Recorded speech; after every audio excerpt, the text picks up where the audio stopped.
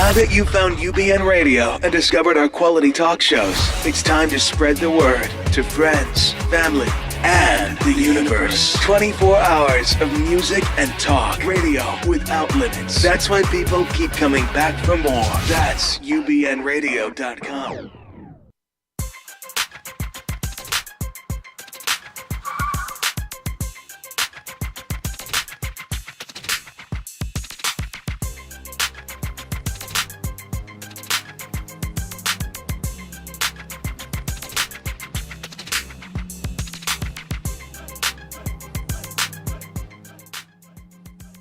It's time for the Bonnie Sher Show, a whirlwind of wit, wisdom, celebrity, and the boomer life.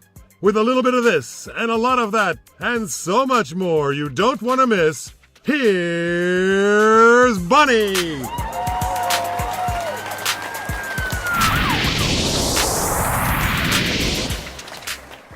Well, hello, and thank you for tuning in and joining us in this conversation. First of all, my thanks to Wayne Cobham for my Super Duper Hero theme song. Thanks, Wayne.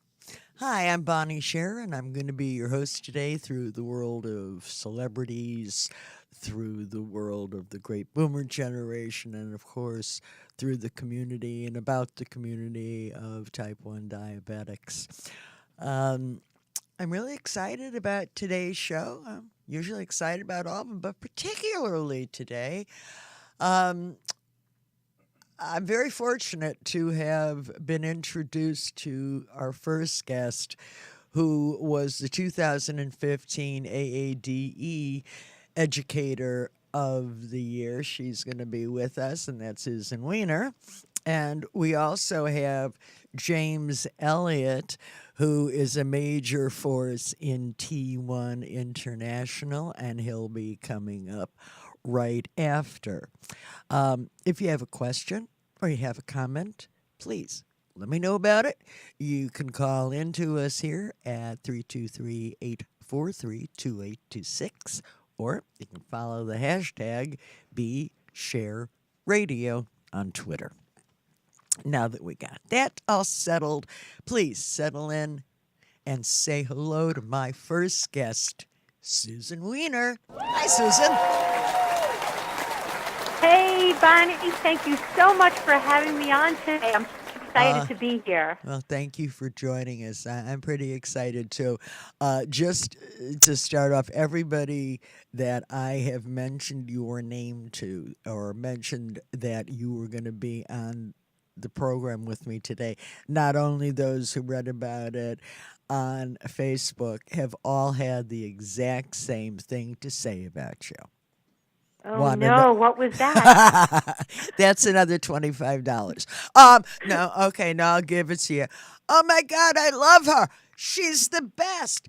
Oh, my God, we're going to listen in. So, hey, just, spreading it around a little bit. I think you should know what people are saying. I also noticed on Facebook last night you looking absolutely gorgeous at the Empire Ball that the DRIF threw. Is that what it was called? Yes, the Empire Ball, and it was through the real estate division of the Diabetes Research Institute Foundation. The real? Wait. They have a real estate division? I don't think it's a division. It's their fundraising division, and they were honoring people in the real estate world. I gotcha. Okay, I understand. Yes, and divisions. Oh, and Cammy Ricordi, boy, we love him. Yeah. And I was able to spend some time with my friend Camilo Ricordi, who I know has been on your show in the past and is an absolutely wonderful researcher and doing very cutting-edge research for the Diabetes Research Institute and to help find a biological cure for diabetes. So I was grateful to see him for a bit last night as well. Absolutely. Anybody else from Florida come up? Yes, there was a woman, her first name is Randy, who spoke, who did have a transplant a number of years ago, and how well she was doing. And I'm sure there were some other people from Florida there, but there were also 1,000 New Yorkers there. So I didn't get to meet and greet everybody. Yes. Yeah, well, I have a lot of faith and warmth in regard when it comes to Dr. Accordi. I think that I have my own feelings about fundraising and the like, but if there was a race that I would probably want to back, it would be his. Although that being said, I don't have a pony in the race, so anybody want to fix all of us, it's fine. Um, but the man has such grace about him too. It's just so fitting. Somehow, crazy about him. But let's talk about you. I already did an interview on him. I did. Um, let's start off with the fact that you are a diabetes educator. I am. And I think there might be some confusion with setting straight what exactly the function is of the AADE, and that diabetes educators are not only for type 2 diabetics. I think that's a confusion out there. Can you help straighten us out a little bit on this, please? Yeah, that's a wonderful point. I wear two different hats, actually. I'm a registered dietitian nutritionist and a certified diabetes educator. So I work in both worlds. And which are really the same world, but I wear both hats. So certified diabetes educators can be registered nurses, registered dietitians, medical doctors, pharmacists, social workers. And then there's this other category. We also have one dentist that I know of who's a CDE. He also happens to be a person with type 1 diabetes. So people come from different backgrounds who can be certified diabetes educators. And not everyone who is a certified diabetes educator is necessarily part of the American Association of Diabetes Educators. Most are, but some are not. So certified diabetes educators should absolutely work with people who have type 1 diabetes and type 2 diabetes. There was a fabulous position paper put out in 2015, a joint position paper from the Academy of Nutrition and Dietetics, that's my RD hat, and the American Association of Diabetes Educators, and ADA, which shows that people should have diabetes education at the point of diagnosis and at other times during their care. That applies to people with type 1 and people with type 2, for sure. Absolutely. Well, I just wanted to make sure that everybody out there knew that, because it was reading to me like there was some confusion. So thanks for setting that out. Great point. Something else I want to talk to you about is, holiday time is a coming. So let's go back into your nutritionist hat and into the rest of your bags of tricks. With the holidays coming up, between the chocolate Hanukkah gelt, and then, I still enjoy a little nibble on that, I'll tell you the truth. Although I just had a piece of chocolate in here and everybody dropped. Don't let her have it taken away. Oh, It's no, okay. they did God not. got me because he left all the little nut bits in my teeth. That'll teach me. But you had talked about preparing and thinking about how to organize in preparation for the holidays, the Christmas holidays, Kwanzaa, whatever your holiday is. I promise you there's going to be food. Yes, there's absolutely going to be food. We've kind of trained ourselves to think that food is love. Actually, love is love. Food should be appreciated and enjoyed, but it doesn't always have to be the forefront, the centerpiece of what you're doing. I ask people with diabetes, because your diabetes actually goes with you to all your holiday gatherings. Everyone. Every single one, all the time, to make a checklist of what you need to do during the holidays and where you're going during the holidays. And I explain it like this.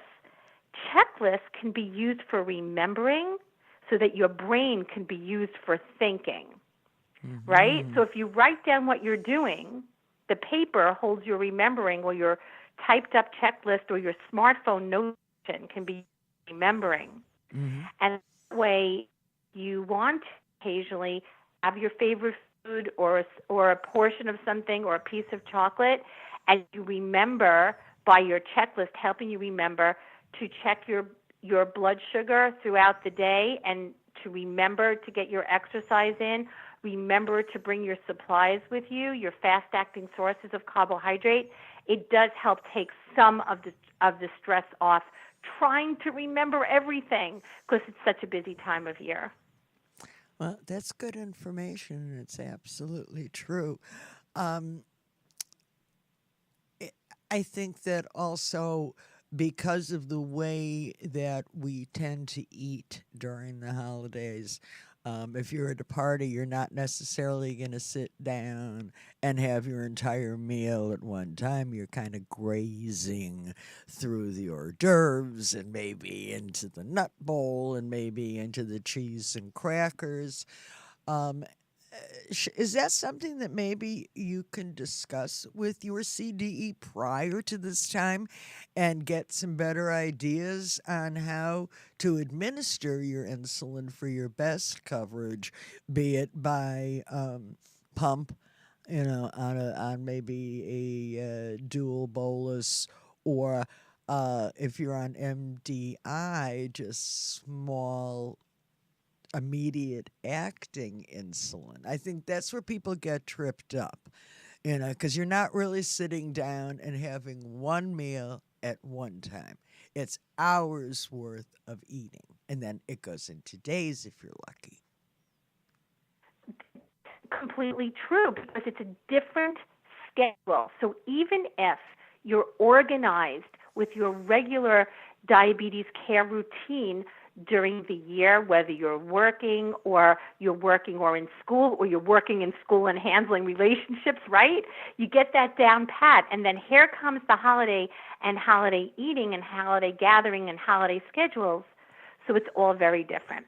So you're right. Meeting with your CDE and your healthcare provider before can be very helpful. And then here's a few little tips as you're talking about grazing through those holiday meals. Don't sit in front of the bowl of chips or the appetizers. Well, then how am I going to protect it? Don't sit right there. Take a little napkin or an appetizer-sized plate. Take some of what you want and try to walk away from the main food area so that you're mindful of what's in front of you. That doesn't work 100% of the time. But if you're sitting directly in front of the food and smooth and just, chatting away, you're not going to be paying attention. It becomes mindless. It's so mindless. So the first rule is keep your mind about you. Mindfulness means eating your food with intention and paying attention. And if you pay attention to what you're doing, you'll savor what you're eating. If you're just shoveling it in, then you're really not enjoying it as much as if you pay attention to it. It's so true. Absolutely. It tastes better that way, too. You got it. Well, I'm all in favor of that. Any other little pointers for us as we're at? Now, what about... Now, the whole country isn't freezing cold, although it's pretty chilly out here on the left coast, too. I think that I know that when I lived in the Midwest and on the East Coast, I tended to just eat more when it was cold. And I don't know how, it took me a while to realize that there was a reason my numbers were going up, even though I wasn't necessarily carbing up. It was just a combination of all of the food, which came with some carbs too, because it has to have a little bed. And it's sort of like the whole season, and then you do stay in more, you're not exercising as much. I think that's the time that those exercise tapes and that indoor exercise plan, even if you can't get out and ride your bike. Well, I don't know how to ride a bike, so I don't. That might hold you back. Yes. Please. But, to keep that healthy balance is really, I don't care if you're a type 1, type 2, or type 25. It is the closest thing to trying to be or have our bodies act normally as we can at this time. I think it's as important as the dosage of insulin you get. 100%. And along with exercising, you feel accomplished because it's something that you can do for yourself. So, Bonnie, what people will say to me often is, because I live in New York, I know you can't tell by my accent, no, but I I never do would live have in known New York. that. No. I know it's that accent where I'm dropping my R's, but people will tell me it's too hot to exercise, it's too cold to exercise. There's just so many reasons that people can find not to exercise. So they'll say, when it gets warmer out, I'll start walking outside or whatever it is. There needs to be a plan to do what you enjoy exercising. So if you don't like the treadmill, don't use the treadmill. Yeah, I don't like the stationary bicycles either, I'm afraid. Exactly. But you know what I used to do in New York? What? I lived in a very large building in the theater district with a lot of hallways. So when it was really inclement and I couldn't get out, I walked the hallways. I would go back and forth and smell what everybody was cooking. I could have a good time doing that and get my exercise. There you go. That's exactly right. If you have to, just like you have to enjoy what you're eating, you may not always be able to eat everything or in the portions you want, but eating what you like and a healthier version of it works. The same is true for physical activity. If you find what you like to do, you're more likely to continue to do it, even if it means changing it up a little bit when you're inside during the colder weather. And to your point of eating more sometimes when it's cold out, if you do have seasonal affective disorder in the colder months, or if you're bored, people tend to eat more. Sure. So So that you're not alone in that, but that's something that you should definitely, if that's affecting anybody listening, speak to your healthcare provider, your CDE, your physician, whoever you're working with about that, because that will affect your diabetes care and management. Absolutely. Absolutely. Well, we don't have too much time left, and I do want to get your information out to everybody. How may our listeners, followers, follow you? I would love to hear from anybody, and if you have some questions, definitely pop them to me. My email address is susan@SusanWeinerNutrition.com. That's Susan@SusanWeinerNutrition.com. And you can also find me on Twitter @Susan G. Weiner. So I'd love to hear from everybody. Reach out, please. That's a great invitation. I have a feeling you'll be hearing from lots of us. Susan, let's stay in touch. I'd love to have you back on the program and talking about this, because I know of the response that I'm going to get on today's show. So I must say, after spending, 20 more minutes with you, I know now why everybody feels the way about you that they do, my dear. So thank you, and only the best to you. Thank you for helping all of us. And thank you so much, and I'm honestly grateful to have been on your show today, and I look forward to our next conversation. Have a wonderful holiday. You too, Susan. Thank you. Bye-bye. Thank you. Bye-bye.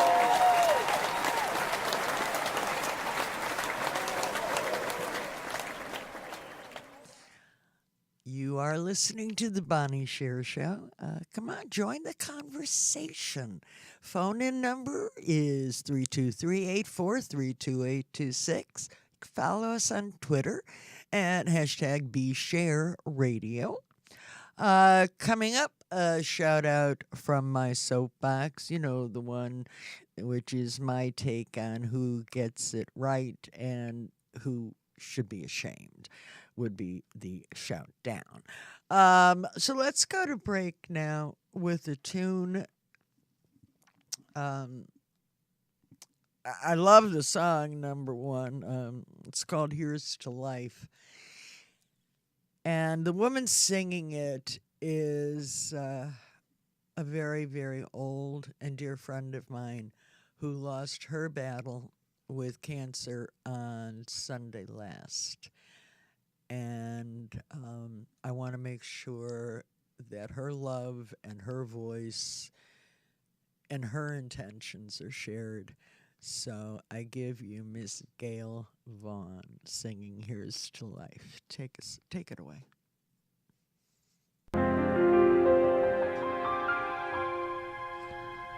No complaints and no regrets.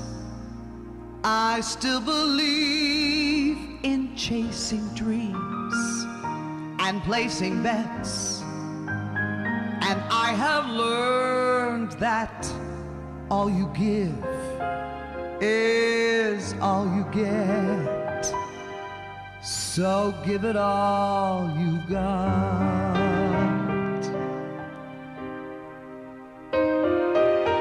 I had my share, I drank my fill, and even though I'm satisfied, I'm hungry still to see what's down another road beyond a hill and do it all again. So here's to life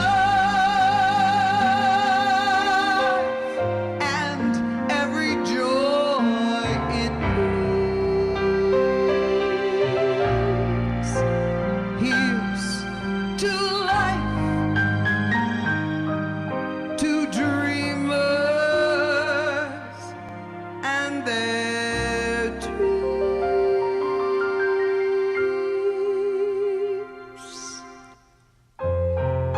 Oh, it's funny how the time just flies, how love can go from warm hellos to sad goodbyes and leave you with those memories you've memorized to keep your winters warm.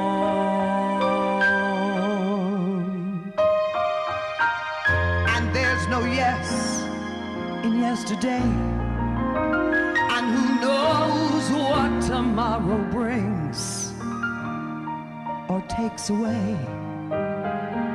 As long as I'm still in this game, I'm gonna play for laughs, for life, for love. So here's to life and every joy it brings. Here's to life, to dreamers and their dreams.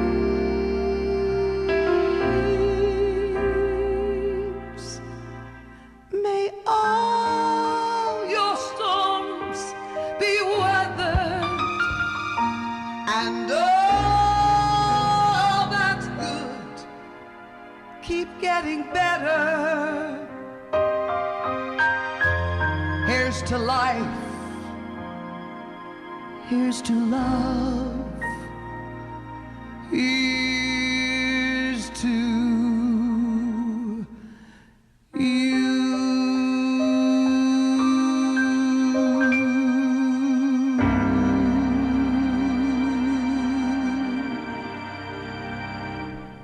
All right.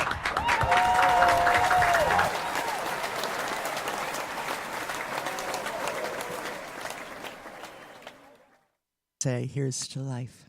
Anyway, welcome back to the Bonnie Sher Show. Joining me in this segment is a member of the T1D community from our neighbors to the north. Actually, it's James Elliott, hailing from Toronto, Canada. Welcome, James.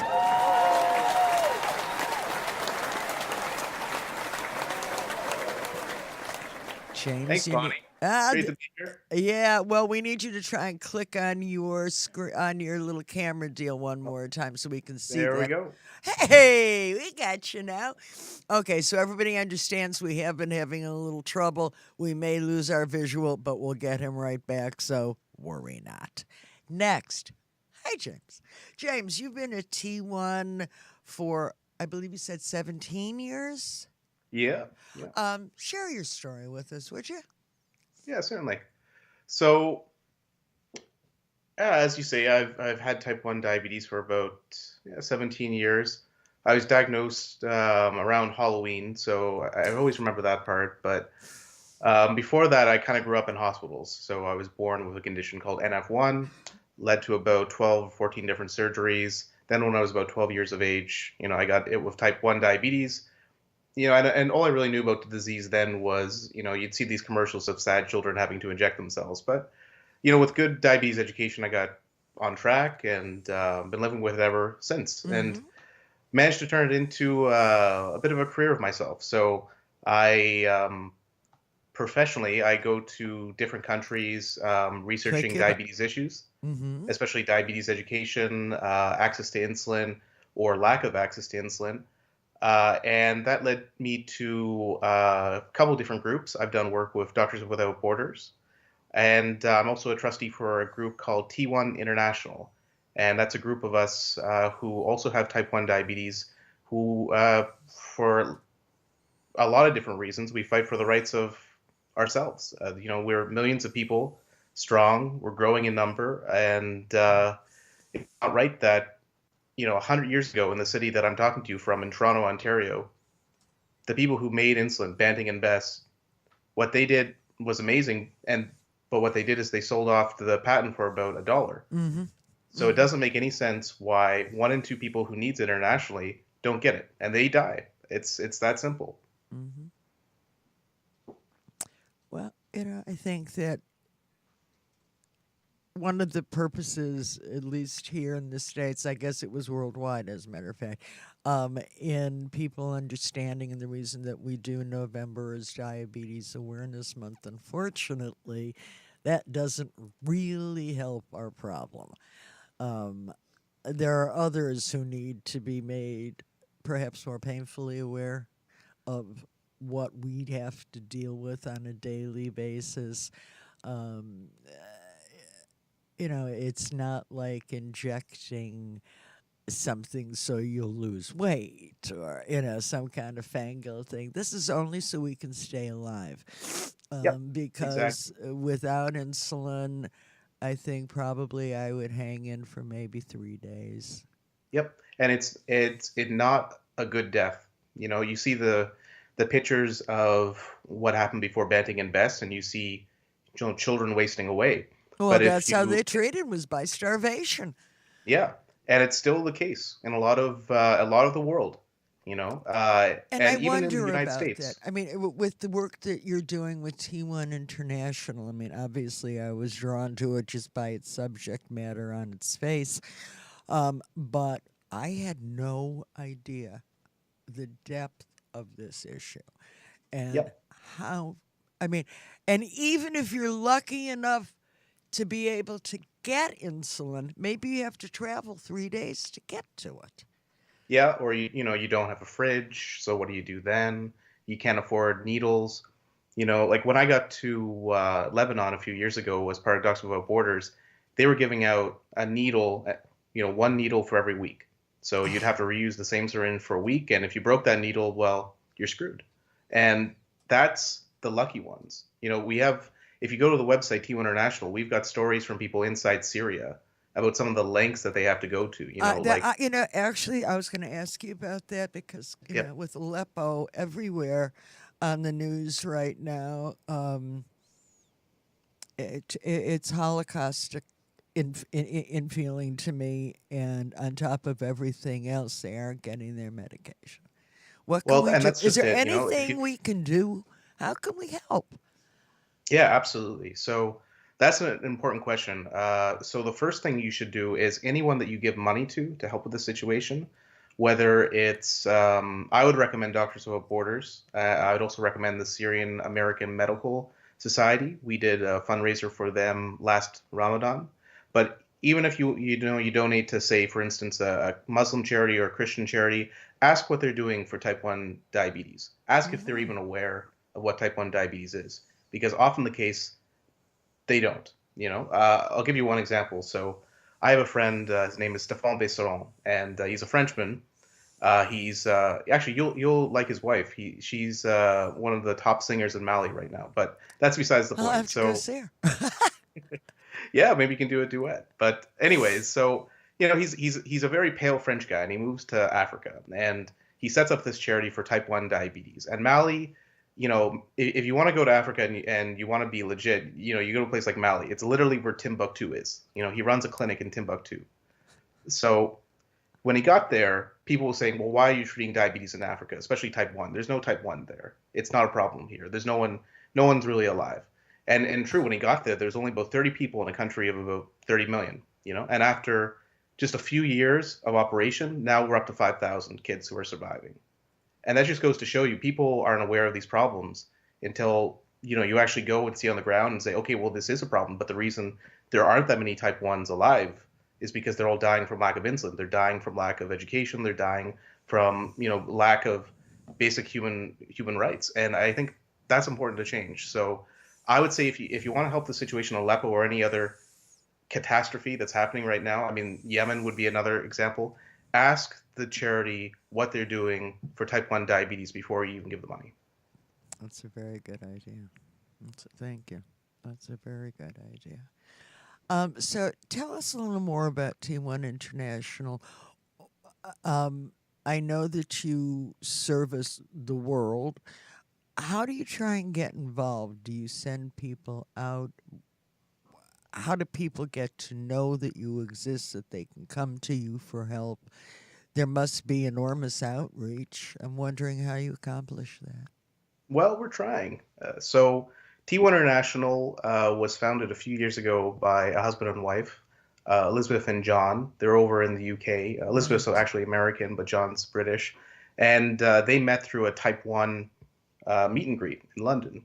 So out of that, they both had, international development experience, but they thought about, there must be a lot of people out there in low and middle income countries, in Africa, in Asia, but even people living in poverty in places like America who, when we talk about, you raised, November, the Diabetes Awareness Month, and it's always a lot of people talking about insulin pumps and CGMs and new treatments and stuff like that. But it's the bread and butter stuff that T1 International is about. It's survival. It's about human rights. Absolutely. Absolutely. Yeah. No matter what your delivery system is, you have to have what to deliver. Yeah. So as far as what we actually do, we purposely don't provide care on the ground because what we didn't want to get into it, and it was a controversial decision on our board, to not actually start supplying, people with insulin and stuff like that. But people like that are out there, and that's not what we're about. What we're about is advocacy. What we're about is having conversations with politicians, having conversations with aid groups, telling people stories. We have people who write in and, what is it like to live with type 1 diabetes in Sierra Leone? What is it like to live with diabetes in Haiti? So that's what we're about. We're about spreading the awareness that these people are out there, they're suffering, and there's a lot that needs to change. And we do that through advocacy training. So we train up advocates in low and middle income countries. We do that by trying to get into the media. So I don't know if you saw that Washington Post article from that was in right before the vote, and then all the Bernie Sanders tweets. So Laura, the person who was focus of that article, is actually a volunteer for us, and she has done a great job. So that's what we're about. We're about spreading the word, getting change out there, and applying pressure. What we're not about is saying, it's such a complex problem and we need to be very subtle about, what we're doing. We're not about that.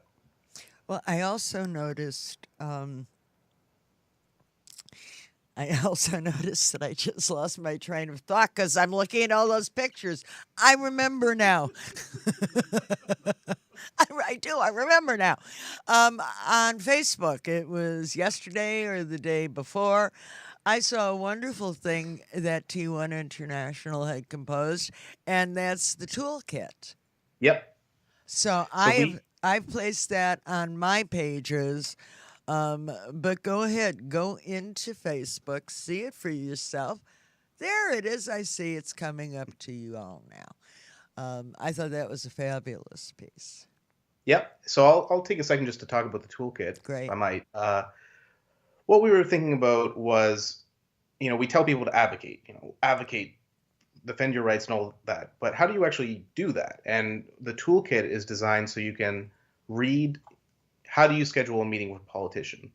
How do you conduct yourself in a media interview? How do you think about forming an advocacy campaign in your own region? And I think that's something that gets left out in a lot of the details. So that's one way you can help. Another way you could help is go to our website, t1international.com, and sign our charter. We've got Diabetes Access Charter. We have over 500 signatures now, about 30 different organizations, people from JDRF UK, the Syrian American Medical Society, a lot of different African groups, the Nigerian Online Diabetes Community. And if you agree with the rights that we've laid out, put your name to it, tell the world. And lastly, the thing that, this is going to be my plug, but this sort of thing, especially for a group like us that does not take pharma money, we will never take pharma money. We will never take medical device money, but we do need donations as far as money, because stuff like this does cost. So I'll give you an example. Bernie Sanders is in discussion with having members from our group give testimony to the congressional hearings that are going to come up around insulin prices. So to actually attend, we need to send people to physically be there, which means an airfare and which means, a very cheap hotel somewhere in DC that you can take the bus to. But, we don't operate off of a huge budget, but any donations, we'll take them. Okay, well, we know how to do that. And we will know once we go onto the site, and you all can do that and go to Facebook and find out the details. I, for one, can make a pledge right now. This is so vitally important. If I could find a way to get myself to DC when y'all are there and holler and scream and root and carry, I know that I'll be there too. Thank you, James. Oh, thank you. Thank you, please, for everything that you do. I mean, we are millions strong, unfortunately, just not yet strong enough. And in order to keep our strength, we need to have insulin. And your hashtag, Insulin for All, has become a mainstay on my pages. I hope my listeners and viewers will do the same. And because the reality is, with type 1 diabetes, it really takes a one to know a one. So think about it from your own point of view, as you're sitting in your chair in your office now or on your sofa at home and, you're comfy with your pump or the thought of your next MDI. Give a minute and think about what if you couldn't have it. And it was, what would you do? There's nothing to do. You would be gone.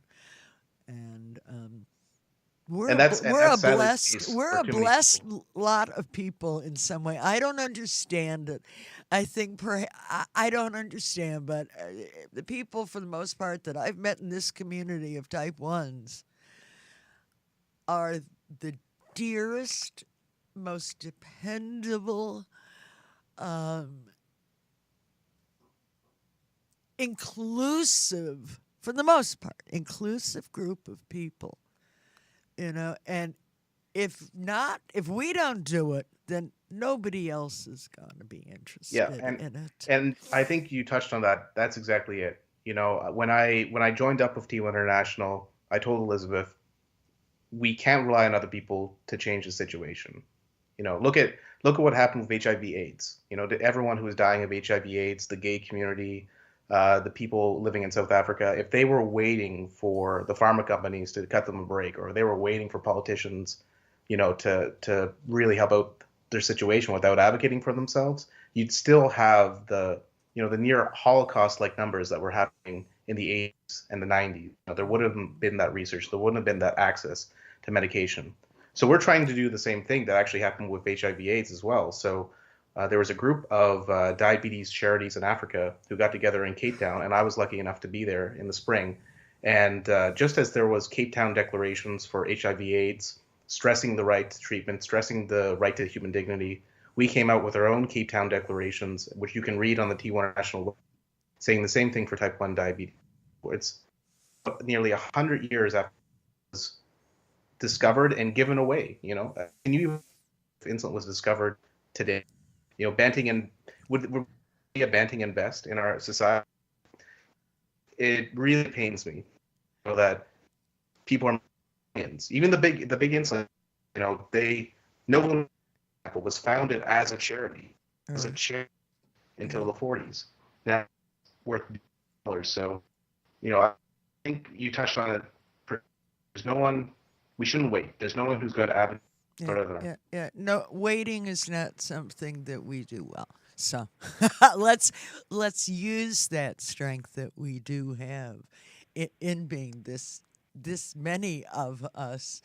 And boy, oh boy, James, thank you for everything you do. James, could you share with our listeners and viewers how they may follow you and the work of T1 International?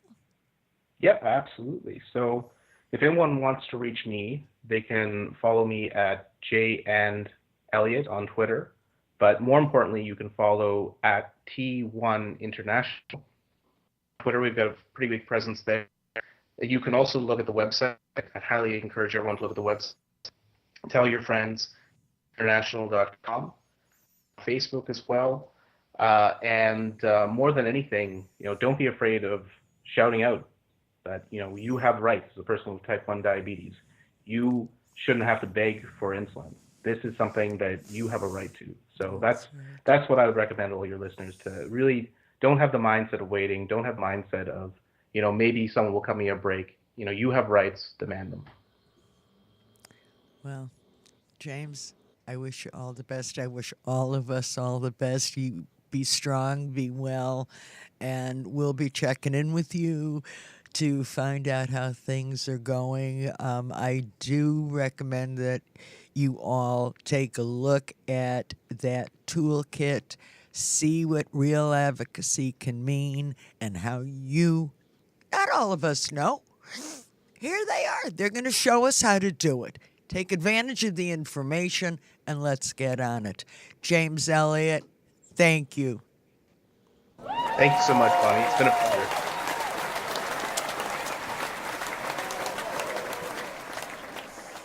Isn't he something? Well, you know what? If there are any other of you type 1s out there who would like to be my co-host and occupy the empty chair that's next to me, I invite you to do so. It's so easy. All you have to do is send me an email at bonnie@bonniesher.com and let me know. I'll contact you and we'll put it together. I hate to end this segment, but it is time for my soapbox. Well, it turns out that even though they would like us to think differently, Barack Obama is still our president. And as a result, I would like to give him a shout out. Under President Obama's last 8 years, our economy became stronger. More health people gained health insurance than ever before. We expanded health care coverage for children. Marriage equality finally became the law of the land. The Lilly Ledbetter Fair Pay Act was enacted, and America brokered an international climate change agreement. most recently, I think it was yesterday or the day before, President Obama signed into action the 21st Century Cures Act.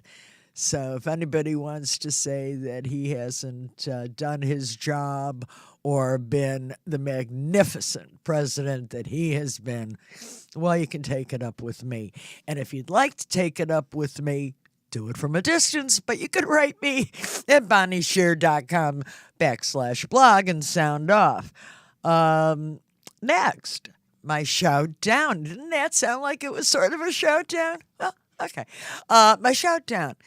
Now, this shout down, unfortunately, is geared to members of the diabetes online community who fancy themselves to be the trolls of the diabetes community and take issue with feelings that people write about, with specific treatments. I actually had somebody take me to task the other day questioning how well I had taken care of myself, if in fact I have complications. I'd like to smack him down. It's hard enough to live with this disease. And anything or anyone who does anything to make this any tougher, I promise you right now, you're blocked. I wish you all the best with your life because you're going to need it. But I pray of all of you, block them, don't engage with them, don't get into the battle. You're wasting your energy. These people are hammers, and somehow when you're a hammer, the rest of the world looks like a bunch of nails. So cut it out. I'm not going to warn you a third time. I don't know what I'm going to do. But, and if you have something to say about that, you can write me at bonniesher.com/blog and sound off, and I might even respond to you. I would. Well, that's our show for today. I hope you'll return next week for another 50 minutes of entertainment, of the boomer generation, and, of course, the world of type 1 diabetics. Again, I want to thank today's guests for joining in with us, Susan Weiner and James Elliott. I also would like to thank Corey Bowen of Crown and Anchor Jewelry for outfitting me with this black jet hand-wired necklace done in 14-karat gold. And go ahead and visit him on Twitter. It's Crown and Anchor Jewelry. And I appreciate him loaning this to me in exchange for this promotional mention. Well, for my friends old and new, you must know by now the amazing rapport, friendship, and love that I had for that man, Sammy Davis Jr. He was my friend, he was my mentor, and he lives on in my heart. So, in the fashion of Carol Burnett, a wink and a smile, Sammy. I love you.